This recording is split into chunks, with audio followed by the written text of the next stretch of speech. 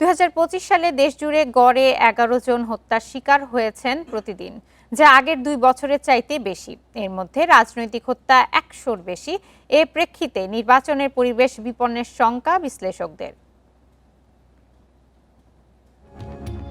গত বছরের ১৭ নভেম্বর মিরপুরে এভাবেই প্রকাশ্যে গুলি করে হত্যা করা হয় বিএনপি নেতা গোলাম কিবরিয়াকে। আর ১২ ডিসেম্বর বিজয়নগরে গুলি করে হত্যা করা হয় ইনকিলাব মঞ্চের আহ্বায়ক ওসমান হাদিকে।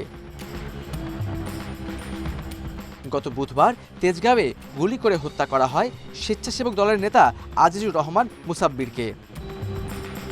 নির্বাচনের তফসিল ঘোষণার পর এমন সব হত্যাকাণ্ড জনমনে উদ্বেগ সৃষ্টি করেছে।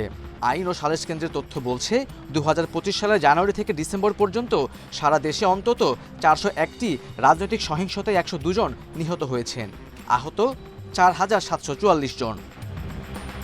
পুলিশের তথ্য বলছে গত বছর সারা দেশে ৩,৭৮৫টি হত্যাকাণ্ডের ঘটনা ঘটে। ২০২৪ সালে এ সংখ্যা ছিল ৩,৪৩২, আর ২০২৩ সালে খুনের ঘটনা ৩,০২৩।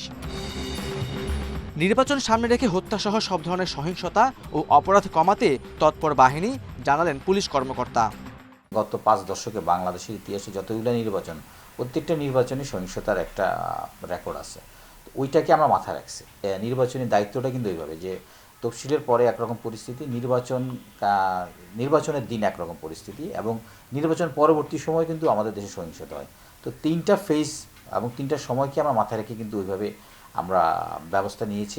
বিশ্লেষকরা বলছেন ২৪-এর ৫ আগস্টের পর পুলিশ কার্যকরভাবে দায়িত্ব পালন করতে না পারার কারণেই রাজনৈতিক হত্যাকাণ্ড বন্ধ হচ্ছে না।